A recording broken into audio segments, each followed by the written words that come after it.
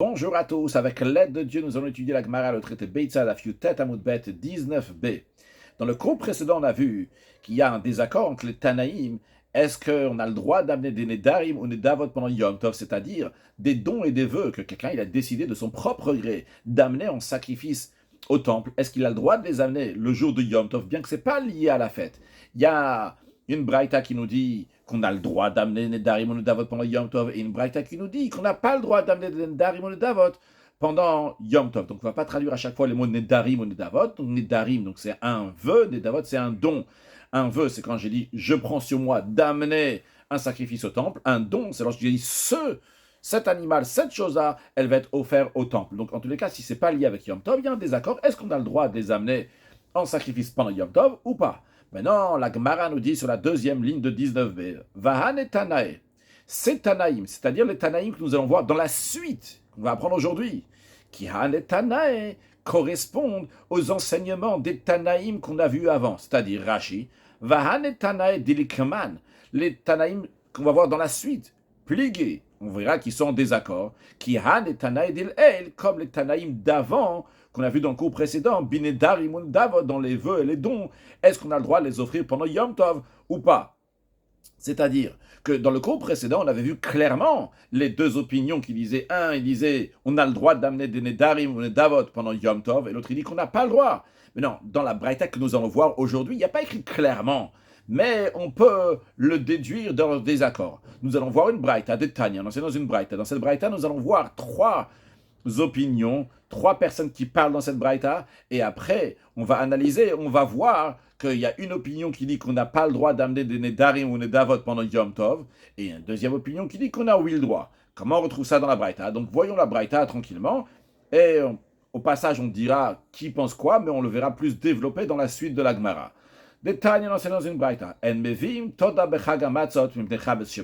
Quelqu'un qui a décidé de remercier Hachem pour un miracle qui lui est arrivé, pour quelque chose qui lui est arrivé, et il veut amener un sacrifice de remerciement. Avec ce sacrifice de remerciement, il y avait 40 pains qui étaient aussi offerts. Ces 40 pains-là, ils sont de 4 catégories. Chaque catégorie, il y a 10 pains. Et parmi ces pains-là, il y a une catégorie qui est Chametz.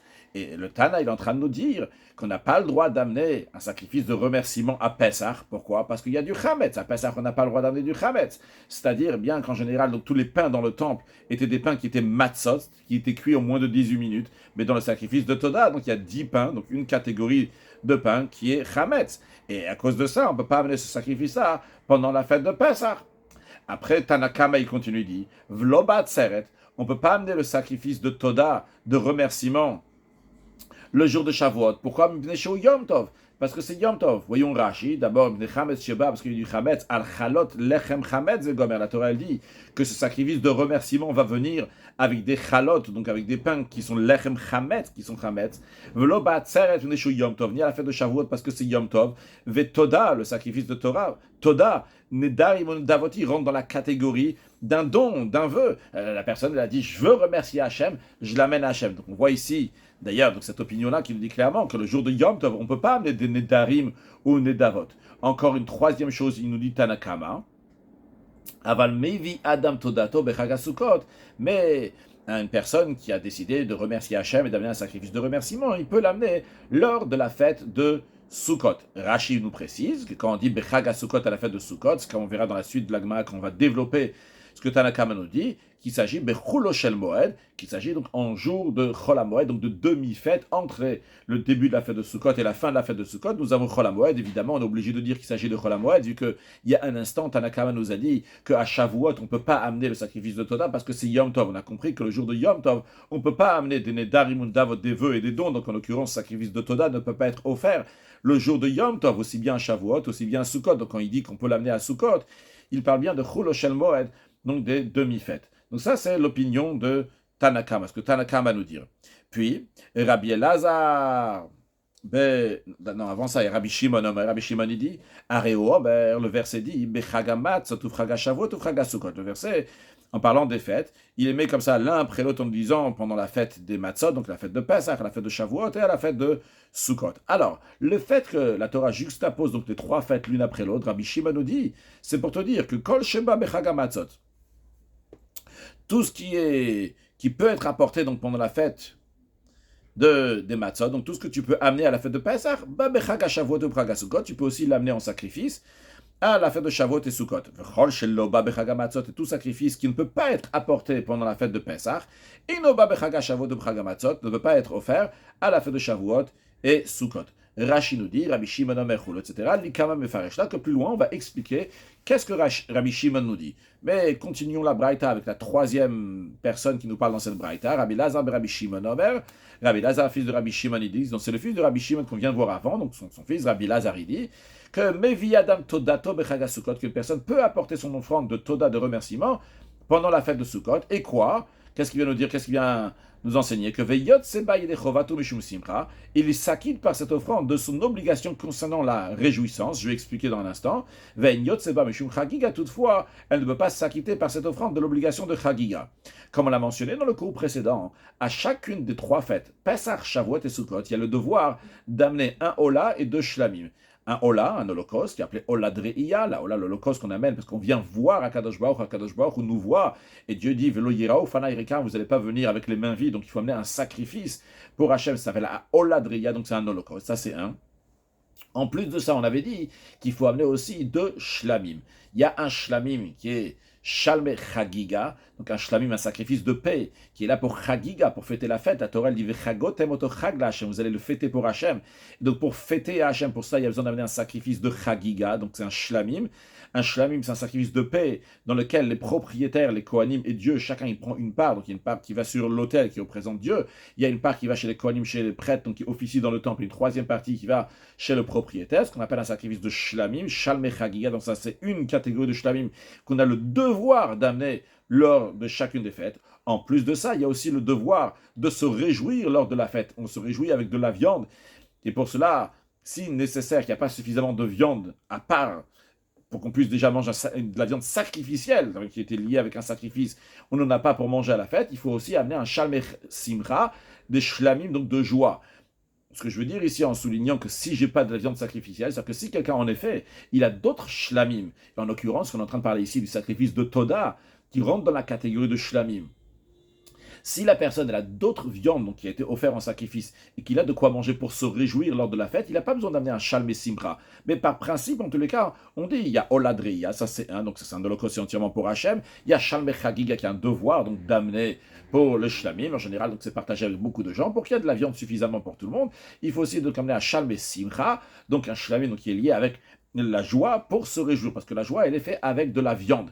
En tous les cas, ce que Rabbi Lazar, fils de Rabbi Shimon, vient nous dire ici, que lorsque quelqu'un il amène son sacrifice de Toda, il peut s'acquitter de ce sacrifice de Toda. Avec celui-là, il peut aussi s'acquitter de Shalmé Simcha, du Shlamim, donc de réjouissance. Il faut se réjouir pendant la fête avec de la viande qui vient d'un sacrifice. En amenant le sacrifice de Toda, il aura de la viande qui vient d'un sacrifice et il sera quitte de se réjouir avec de la viande. Par contre, Shalmé Chagiga, les shlamim de la fête, ça c'est un devoir de les amener, il n'a pas le choix. Ça, il doit amener ces shlamim de Chagiga, donc il ne peut pas s'acquitter avec le sacrifice de Toda qu'il a décidé d'amener. Le sacrifice de Toda, c'est une affaire, et Shalmei Chagiga, c'est un autre devoir. Il ne peut pas s'acquitter d'un devoir d'amener un sacrifice de Chag, de fête, avec ce qu'il a déjà le devoir d'amener. Il doit prendre de son argent, on appellera de l'argent profane, de l'argent simple, qui n'est pas d'un sacrifice qui est déjà sacrifié, en l'occurrence le Korban Toda, il ne peut pas sacrifier avec celui-là, il doit dépenser de l'argent pour amener un Shalmei Chagiga, un shlamim de fête. Bien, ça c'est ce que les trois nous ont dit. Rashi nous explique donc le troisième, le Rabbi Lazar ben Rabbi Shimon, que Bevi Adam Todato Bechaga Sukkot. Donc quelqu'un peut amener son sacrifice de remerciement que lui il a décidé d'offrir à Hachem. Il peut l'amener à la fête de Sukkot et s'acquitter de son sacrifice de réjouissance. Rashi nous dit que les Kamem et Faresh, que plus loin on va expliquer que Afilo Beyom Tov Kama. Ici, le chidouche, d'après cette troisième opinion, celle de Rabbi Elazar et Rabbi Shimon, que même le jour de Yom Tov de Sukkot, on peut l'amener. Donc, avant même de philosopher, de voir dans la Gemara les détails, on peut déjà voir ici que ça c'est la deuxième opinion, l'opinion qui dit qu'on amène des nedarim ou nedavot pendant Yom Tov, qu'on a le droit d'amener des sacrifices de dons et de vœux pendant Yom Tov, vu que le sacrifice de Toda, c'est un sacrifice que la personne a décidé d'offrir à Hachem, et qu'on peut l'amener pendant Yom Tov. Donc, on verra comment on voit ça dans les paroles de Rabbi Lazar et Rabbi Shimon. On a déjà l'idée générale. On a vu que Tanakama nous a dit qu'on n'a pas le droit d'amener des sacrifices pendant Yom Tov. On verra dans la suite, on n'a pas encore vu, mais on verra dans la suite que Rabbi Shimon aussi, il pense qu'on n'a pas le droit d'amener des sacrifices de Nedarim ou Nedavot pendant Yom Tov. Et en tous les cas, on a la troisième personne qui parle dans cette braïta, on verra dans ses paroles, que lui dit qu'on a oui le droit d'amener des nedarim ou nedavot pendant Yom Tov. Mais avant d'arriver à ce développement-là, donc Rachid nous a juste dit que les kamem faresh kafilu Yom Tov kamar, ce qui nous intéresse ici, qui vient nous dire Rabbi Lazar et Rabbi Shimon, que Veyot Seba Mishum Shal Mesimcha, il est quitte pour avoir amené ce sacrifice de paix de réjouissance. Bien que cette personne-là, elle a le devoir d'amener ce sacrifice de remerciement, il a fait un vœu, il a fait un don d'amener un sacrifice de remerciement. De toute façon, il doit déjà le faire. Alors comment il peut s'acquitter en amenant ce sacrifice de Toda qu'il a déjà le devoir de l'amener et s'acquitter en même temps de Shalom et Simcha, des shlamim, de réjouissance? Alors, il y a que peu comme s'acquitter. Pourquoi? Car on a enseigné dans le traité Chagiga, il y a écrit, tu vas te réjouir lors de ta fête. Et cette expression-là, c'est les rabot kol minismachot shel basar les simcha. C'est pour dire que toutes sortes de viande, tant que c'est de la viande d'un sacrifice, eh bien, elle est bonne pour s'acquitter de la réjouissance de la fête. Du fait qu'il n'est pas écrit que tu vas amener des sacrifices de paix, tu vas manger et tu vas te réjouir. Il y a écrit juste Vesamarta, tu vas te réjouir. Sous-entendu que tu n'as pas besoin d'amener un sacrifice spécialement pour te réjouir avec de la viande. C'est tant que tu as de la viande d'un sacrifice, Vesamarta, tu vas te réjouir. Ou cependant, Pshitalan, l'évident pour nous, que tant qu'il y avait le temple, la joie s'exprime uniquement avec de la viande. Sur ça, on n'a pas de doute. Il faut de la viande et de la viande d'un sacrifice. Parce qu'il y a écrit dans un autre contexte, dans le contexte de Har Eival, lorsque les Juifs allaient rentrer en Eretz Israël, Moshe Rabbeinu les préparait, on dit que vous allez aller au Har Eival, Har Grizim, entre deux montagnes là-bas, il y a écrit là-bas le verset, il dit Vezavar Tashlam, Moshe Rabbeinu dit au peuple juif, vous allez amener des sacrifices de paix, Vechal Tasham, tu vas manger là-bas, Vesamarta, tu vas te réjouir. Donc, le principe qu'on se réjouit avec de la viande, ça c'est clair, parce qu'il y a écrit Vezavar Tashlam, tu vas amener des sacrifices de paix, Vesamarta, tu vas te réjouir, donc en mangeant cette viande. Donc sur ça, il n'y a pas de doute. Mais ce verset-là, il est écrit dans Har Grizim, certains corrigent ici, c'est dans Har Eival. En tous les cas, c'est écrit quand les Juifs vont rentrer en Eretz Israël, et ils vont faire un hôtel là-bas, entre ces deux monts-là, de mont Eival et Grizim, ils vont amener des sacrifices. Et donc c'est dit là-bas dans ce contexte-là, il s'est pas dit dans les shlamim de sacrifices de paix, de réjouissance de Yom Tov. Qu'est-ce que ça veut dire? Qu'est-ce que Rashi veut nous dire? C'est vrai que là-bas, il y a écrit, tu vas amener des sacrifices de paix, tu vas manger, tu vas te réjouir. Mais à propos de Yom Tov, il n'y a pas écrit que tu vas amener des sacrifices et te réjouir. Il y a écrit qu'il faut se réjouir. En effet, on comprend, on sait qu'il faut se réjouir avec de la viande. Et quelle viande? La viande d'un sacrifice, c'est avec ça que tu vas te réjouir. D'où tu apprends ça? Tu apprends ça donc de ce qui a écrit dans le Har Eival, que là-bas il y a écrit tu vas amener des sacrifices de paix, tu vas manger de la viande et tu vas te réjouir. Donc il faut la viande d'un sacrifice pour se réjouir. Mais à propos de Yom Tov, il n'y a pas écrit que tu vas amener un sacrifice et te réjouir. Il y a écrit qu'il faut de la viande. On comprend du fait qu'il y a écrit Samarta qu'il faut de la viande, d'un sacrifice pour se réjouir. Donc, ce que Rashi nous conclut en disant, des Simchat Yom Tov, la joie de Yom Tov, il n'est pas obligé d'amener un Shalmei Simcha, d'amener littéralement prendre un animal profane, le rendre shlamim et pour réjouissance. Il peut se trouver une autre solution s'il a d'autres viandes de sacrifice. S'il a des premiers-nés, donc il va amener dans le Bet Hamikdash, il va prendre une partie donc pour manger, ou Maaser Behema, même s'il a la dîme d'un animal, qu'une partie repart donc au propriétaire pour manger la viande. Dans ces cas-là, il n'a pas besoin d'amener un Shalmei Simcha. Donc les Shalmei Simcha, en effet, dans le principe, il doit amener des Shalmei Simcha, donc des sacrifices de paix, donc de shlamim, pour se réjouir. Mais s'il a une autre viande de sacrifice qu'il peut manger, il n'a pas besoin d'amener un Shalmei Simcha. Donc, ce qui nous dit ici, Rabbi Lazar et Rabbi Shimon, qu'un homme peut amener son sacrifice de Toda lors de la fête de Sukkot, et il est quitte de Simchat Yom Tov, de Shalmei Simcha, et non pas donc de Shalmei Chagiga. Toujours dans Rashi, mais il ne s'acquitte pas donc des Shalmei de Chagiga. Pourquoi? Des Davar Shebechovahu, parce que ça c'est un devoir qu'il faut amener. Vechol Davar Shebechova, quand tu as un devoir, ça doit venir de l'argent qui est profane. Ça ne doit pas venir d'un engagement que j'ai déjà, avec Todazo, sacrifice de remerciement, il est déjà engagé à le ramener. Donc il a déjà le devoir de l'amener. Donc ce n'est pas du profane chez Poterbach Hagigato pour qu'il puisse s'acquitter d'une obligation d'amener d'amener un sacrifice de Chagiga. Bien, donc ça c'était la Braïta. Maintenant, Amarmar. La Gemara reprend donc la Braïta dans lequel nous avons 3 personnes qui ont parlé. On va les analyser étape par étape. Donc tout d'abord, voyons Tanakama. Tanakama, il a dit 3 choses. Premièrement, il a dit Mevim Toda Bechagamatzot, une Chametz Sheba, qu'on ne peut pas amener un offrande de remerciement pendant la fête de Pessah. Pourquoi? Parce qu'il y a du Chametz à l'intérieur. La Gemara demande, mais Pshita, c'est évident. On ne peut pas amener du Chametz pendant Pessah. D'abord Rashi, Amarmar, Hashta. Maintenant, Mehader Amilte. On revient sur les paroles de la Braïta, l'ifouche, pour expliquer, Maïda Amarle, ce qu'on a dit avant, Be'akavat Darimon Davotupli. Dans la deuxième ligne de la Gemara, on a dit que les Tanaïm que nous allons voir dans la Braïta qu'on vient d'étudier aujourd'hui, ils sont en désaccord. Est-ce qu'on a le droit d'amener des Darimon Davot pendant Yom Tov ou pas? Donc, Rachid nous dit que quand la Gemara, maintenant, après avoir cité la Braïta, dans laquelle on a vu les 3 personnes qui ont parlé, on dit Amarmar, Maître Hadith, on reprend la Braïta, c'est pour arriver à expliquer où elle est ici le désaccord entre l'un et l'autre de Darim ou Davot, parce qu'on n'a pas vu clairement qu'ils sont en désaccord sur si on peut amener des sacrifices de vœux et de dons pendant Yom Tov ou pas, bien qu'on l'a dit oralement en étudiant le Rashi aussi. Mais en tous les cas, ce n'est pas écrit clairement dans la Braïta. Donc, étape par étape, voyons un par un. Donc, en tous les cas, déjà, Tanakam, il a dit qu'on ne peut pas amener un sacrifice de remerciement à la fête de Pessah. La Gemara demande, c'est évident. On n'a pas le droit de manger du Chametz à Pessah. Alors, la Gemara répond, il y a un chidouche ici. Amar Ravada de Ravitra, Ravada fils de Ravitra qui a dit, Vamrela Rav Shmuel Baraba, il y en a qui disent Rav Shmuel Baraba qui a dit, Hacha ici, Berba Saraskin. Ici on parle du 14e jour du mois de Nissan, alors que le Chametz il est encore autorisé, parce que le 14 Nissan, on a le droit de manger du Chametz jusqu'à la fin de la 4e heure, c'est à partir de la 5e heure de la journée qu'on n'a pas le droit de manger du Chametz, c'est-à-dire imaginons que la journée commence à 6 heures, elle finit à 18 heures, on a le droit de manger du Chametz à 6 heures du matin, 7 heures du matin, 8 heures du matin, et tout 9 heures du matin, jusqu'à 10 heures, on a le droit de manger du Chametz. À partir de 10 heures, on n'a pas le droit de manger du Chametz. Et le chidouche, il est ici, que Tanakama nous dit qu'on n'a pas le droit d'amener un sacrifice de remerciement la veille de Pessah, le 14e jour du mois de Nissan. Pourquoi? A priori, on peut manger le Chametz ce matin. La réponse, elle est, les Kassavar, Tanakama y pense, Mevim, Kotchim le Bet Absol, n'a pas le droit d'amener des sacrifices à un état d'invalidation qui vont plus être valides à être mangés. Qu'est-ce que cela veut dire?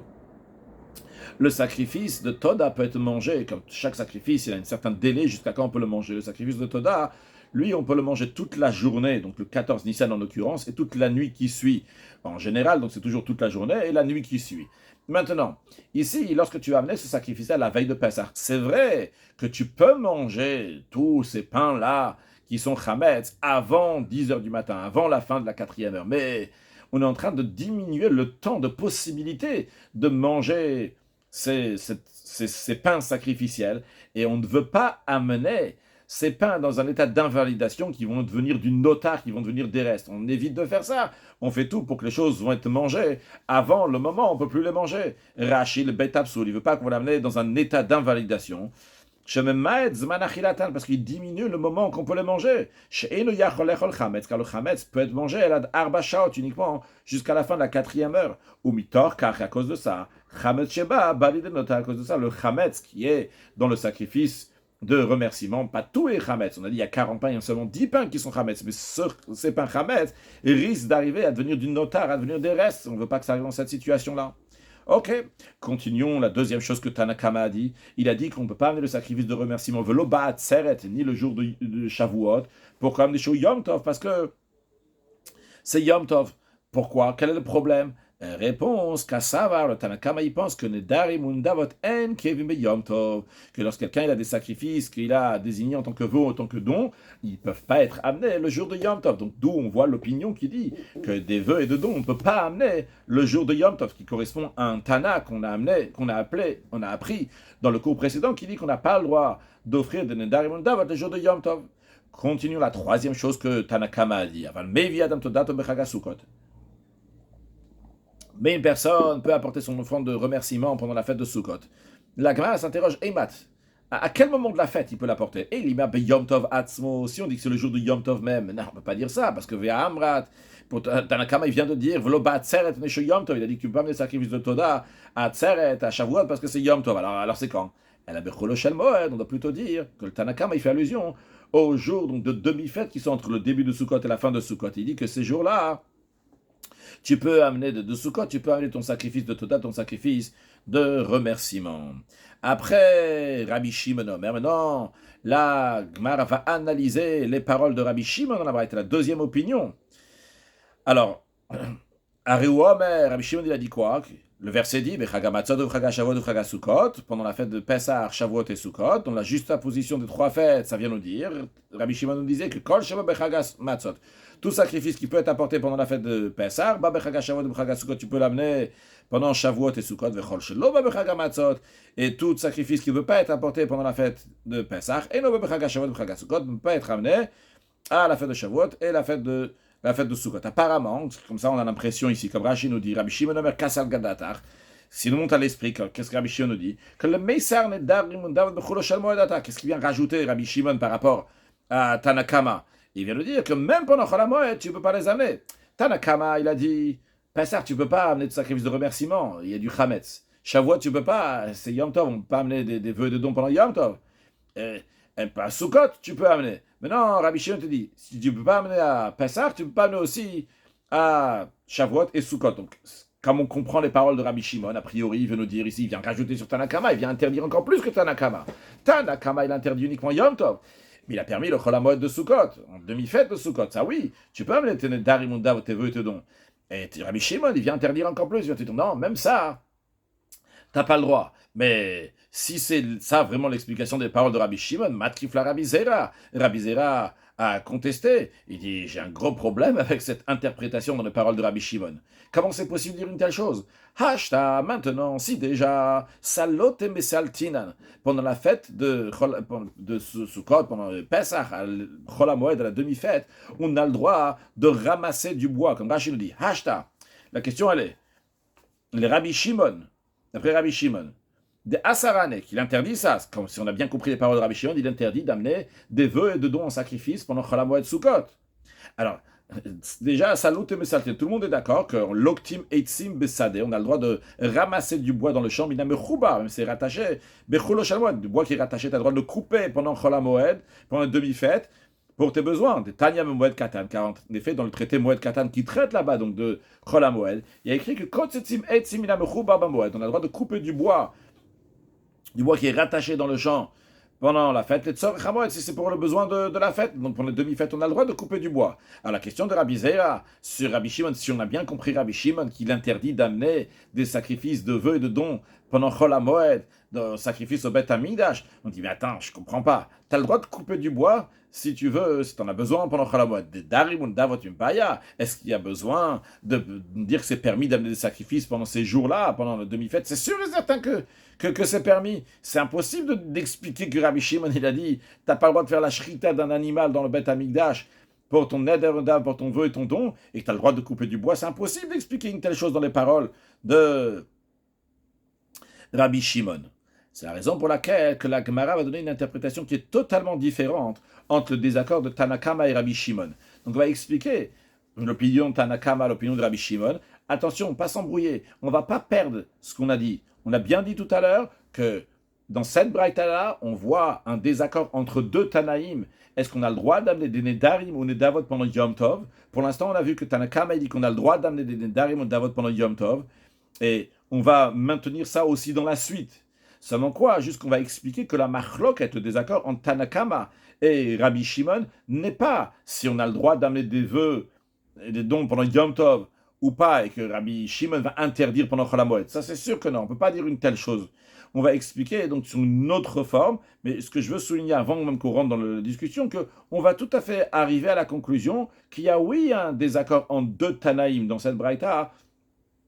Est-ce qu'on a le droit d'amener des Nedarim ou Nedavot pendant Yom Tov ou pas? Et d'ailleurs, je m'avance un peu sur ce qu'on va voir dans la suite, vu qu'on s'est déjà avancé de toute façon, on l'a déjà dit avant, que Tanakama, c'est lui qui dit qu'on n'a pas le droit d'amener des Nedarim ou Nedavot pendant Yom Tov. On va voir maintenant que Rabbi Shimon aussi pense qu'on n'a pas le droit d'amener des Nedarim ou Nedavot pendant Yom Tov.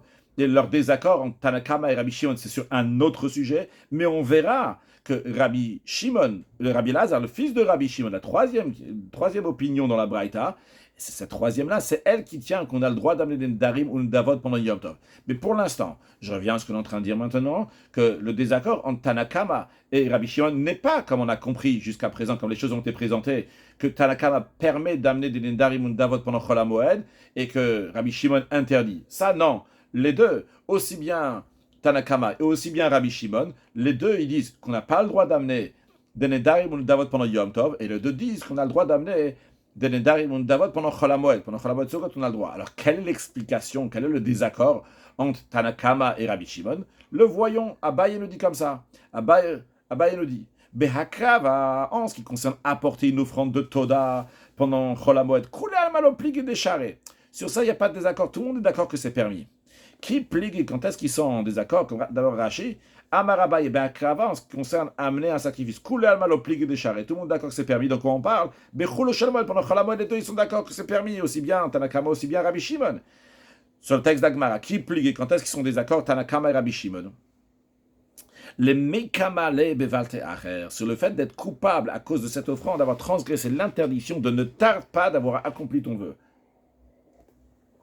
La Torah, elle dit que lorsque quelqu'un dit qu'il va amener un vœu, un sacrifice au Beth Amikdash, au temple, il est engagé à l'amener, il ne doit pas tarder d'amener son vœu. C'est quoi? Qu'est-ce que ça veut dire tarder d'amener son vœu? C'est combien de temps tarder? Alors nous allons voir qu'il y a deux opinions. Il y a l'opinion de Tanakama et l'opinion de Rabbi Shimon. Tanakama, ça va. Tanakama, il pense. Shalosh Rigalim Amarachaman. La Torah, elle a dit 3 fêtes. Dans la Torah, elle a parlé de Chagaper, Matzot, Chagashavot, Chagasukot. Et quand on dit 3 fêtes, ça fait le Shelo Kesidran, même si c'est dans le désordre. Donc, même dans l'ordre, c'est Pesach, Shavuot et Sukkot.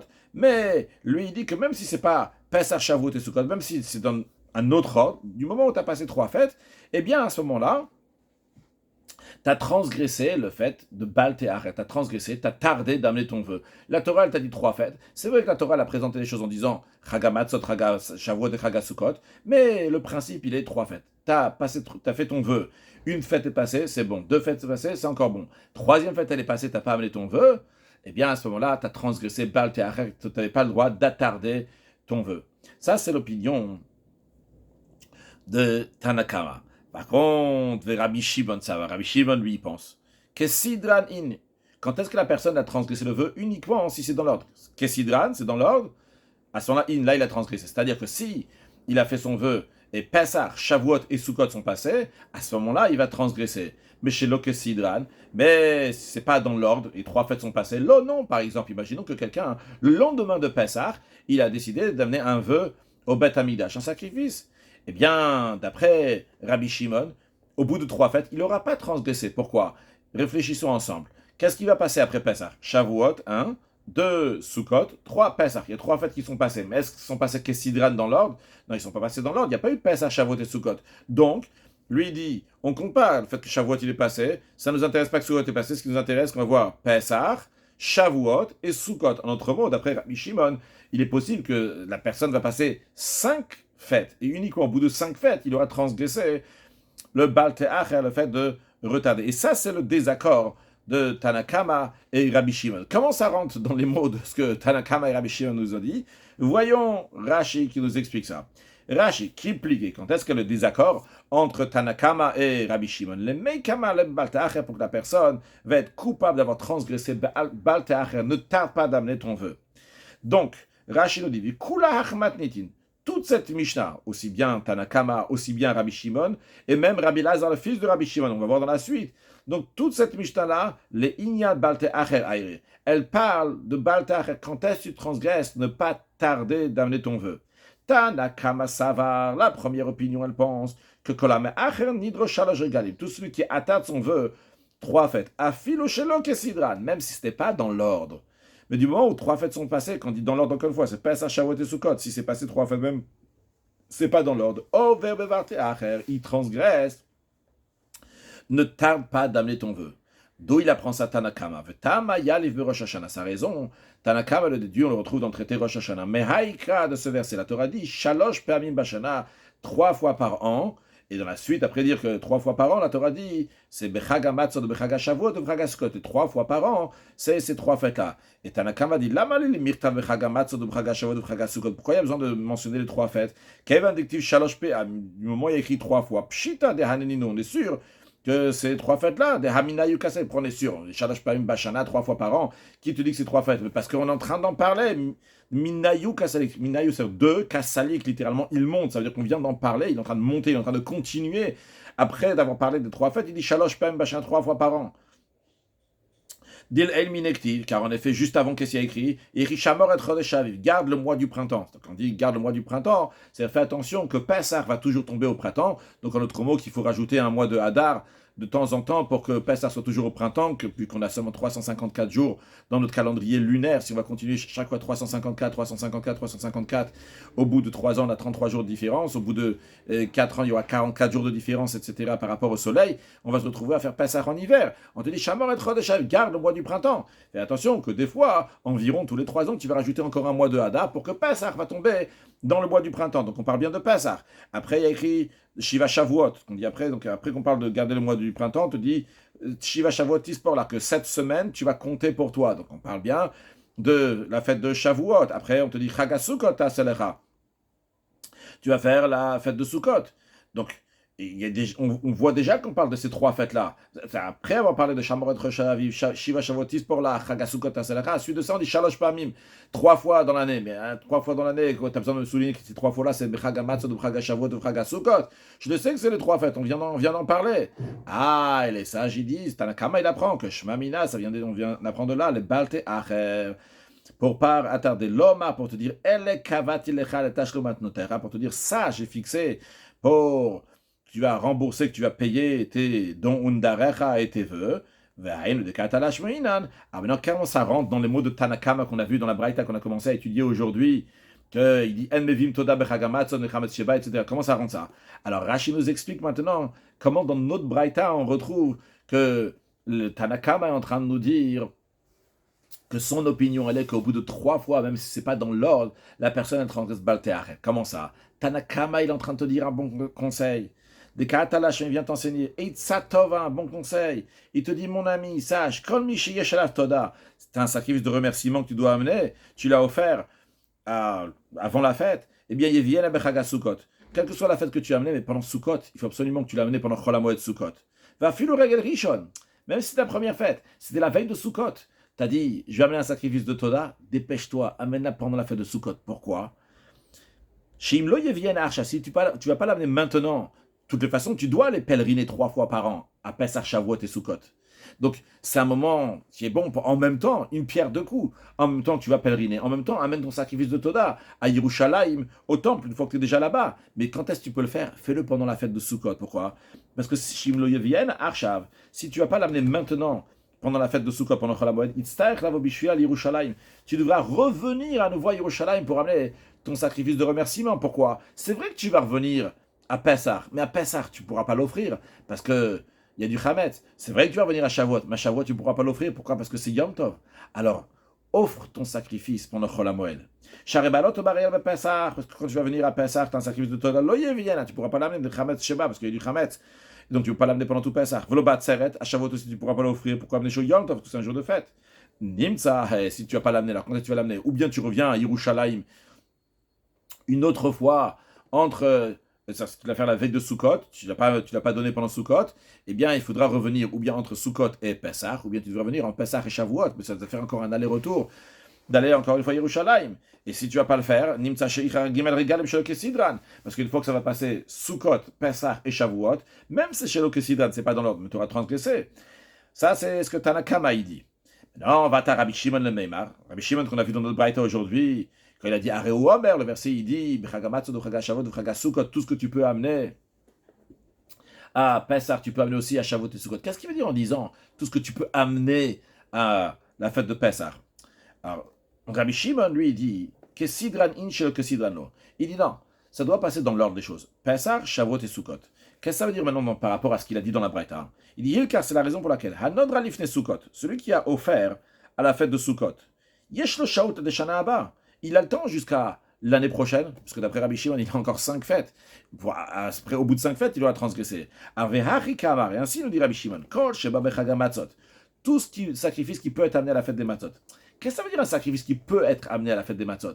C'est un sacrifice de Nedarim, d'Avod, de tes vœux, donc en l'occurrence de Toda, que tu as offert avant la fête des matzot. Dans un cas où quelqu'un a fait le vœu avant Pessah. Il devait l'amener à la fête des matzot. Eh bien, tu peux l'amener à la fête de Shavuot qui est après, ou à la fête de Sukkot. Et il n'a plus le temps, il faut l'amener absolument Chagamatzot, Chagashavot, Chagasukot, seulement tu as seulement 3 fêtes. Si Ba Bechaga Pesach, si tu devais l'amener à Pesach, si ça va passer Pesach, Shavuot et Sukkot, ça y est, tu auras transgressé.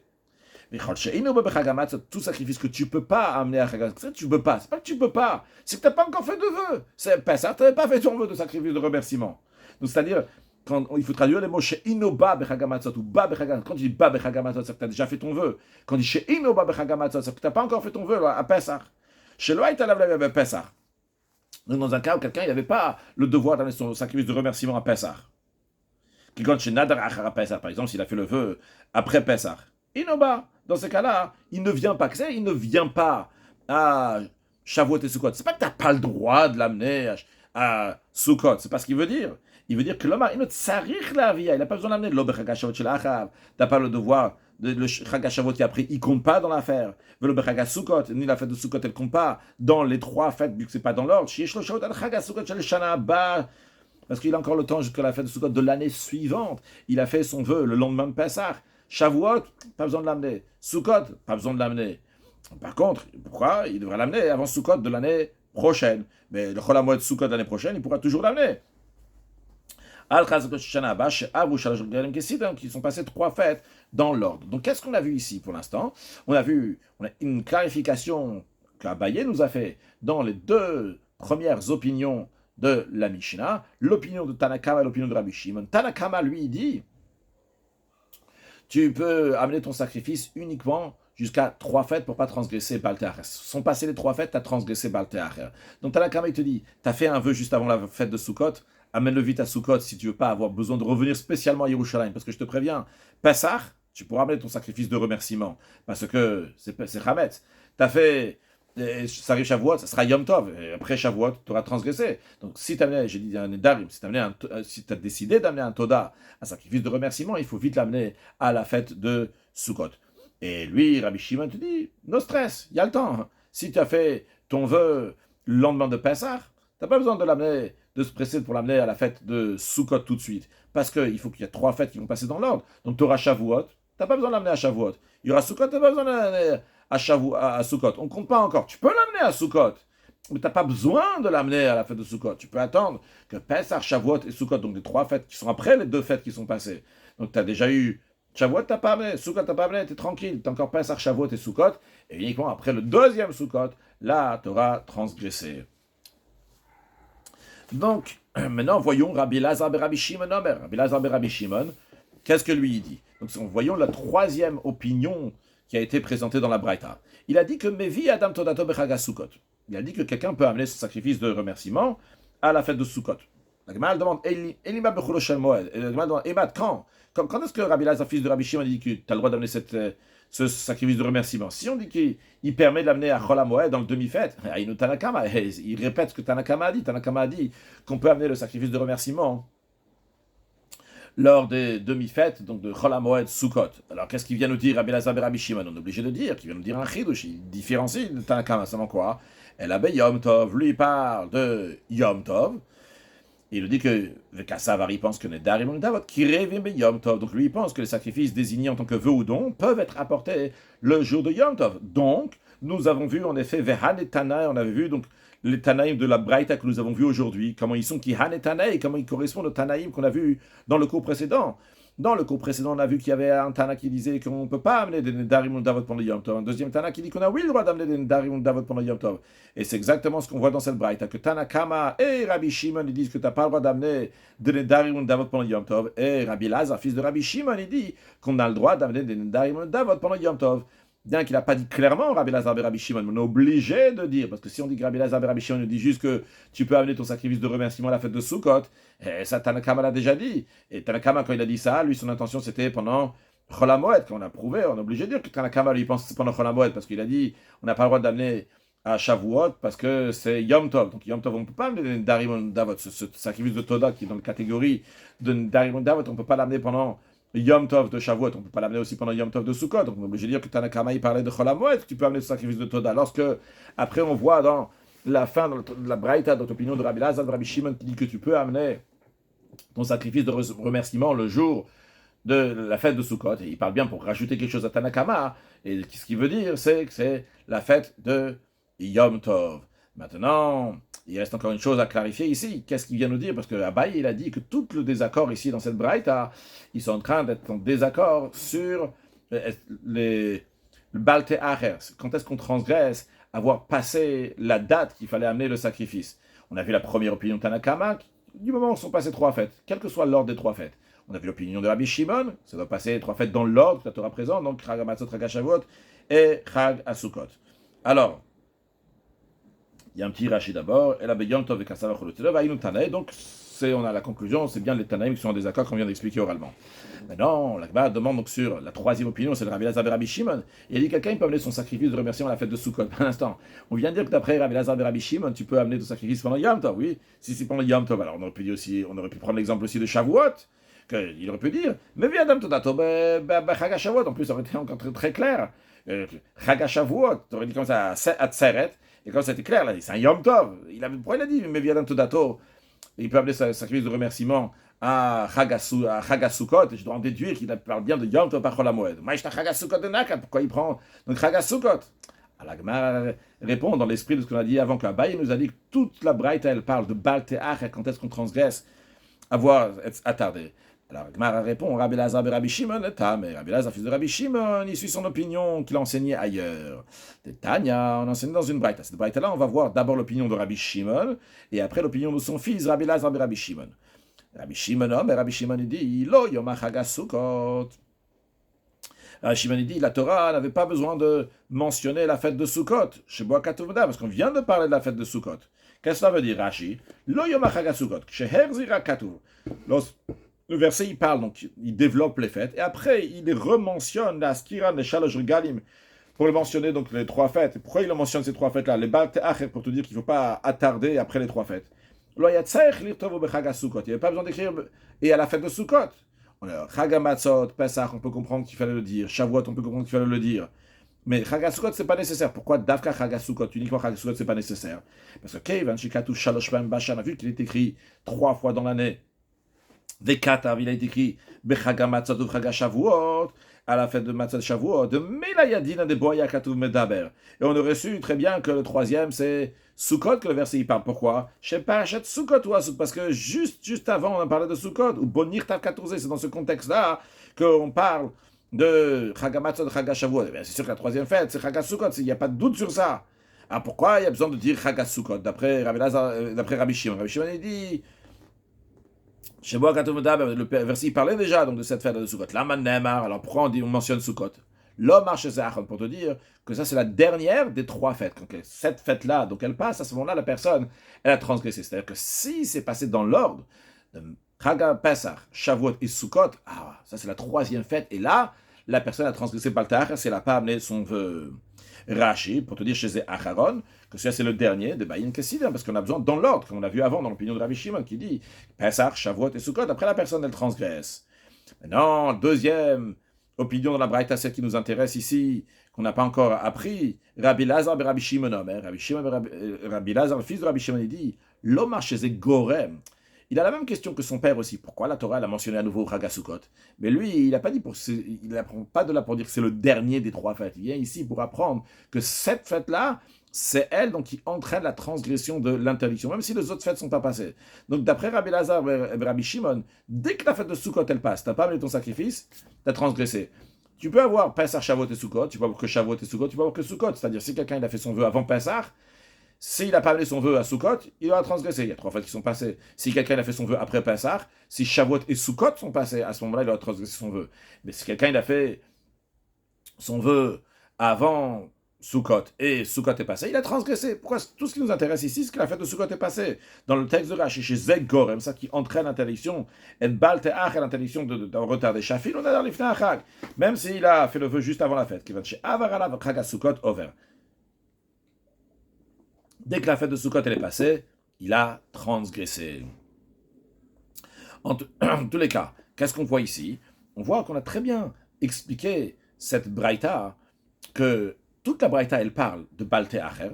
Nous avons 3 opinions quand est-ce que la personne elle est considérée qu'elle est attardée si elle n'a pas amené son vœu. On a l'opinion de Tanakama encore une fois, donc il nous dit que si 3 fêtes sont passées, il a transgressé. Celle de Rabbi Shimon qui nous dit que si 3 fêtes dans l'ordre sont passées, Pesach, Shavuot et Sukkot, à ce moment-là, personne n'a transgressé. Et la troisième opinion, celle de Rabbi Elazar, fils de Rabbi Shimon, qui dit que si il y a la fête de Sukkot qui est passée, à ce moment-là, il transgresse. Donc ça, c'est de quoi la Braïta, elle parle. Mais, en même temps qu'elle nous parle de ça, on a déduit qu'il y a aussi un deuxième désaccord entre Tanakama et Rabbi Shimon d'un côté, et de l'autre côté, Rabbi Elazar et Rabbi Shimon. Que Tanakama et Rabbi Shimon, ils pensent qu'on ne peut pas amener des vœux et de dons pendant Yom Tov. On peut les amener pendant Chol HaMoed Sukkot, mais dans tous les cas, pas pendant le Yom Tov même. D'ailleurs, on parle de Sukkot, parce qu'on parle du sacrifice de Toda qu'on ne peut pas amener dans le Chol HaMoed Pesach, mais évidemment qu'au Chol HaMoed Pesach aussi, on peut amener des Nedarim ou Davot s'ils ne sont pas Chametz, s'ils ne sont pas un sacrifice de Toda dans lequel il y a du Chametz. Et on a vu que Rabbi Lazar et Rabbi Shimon lui dit que même le jour de Yom Tov, tu peux amener tes vœux et tes dons.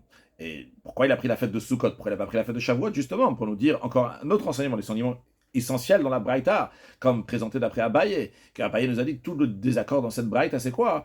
C'est nous dire est-ce qu'on transgresse Baal Te'acher?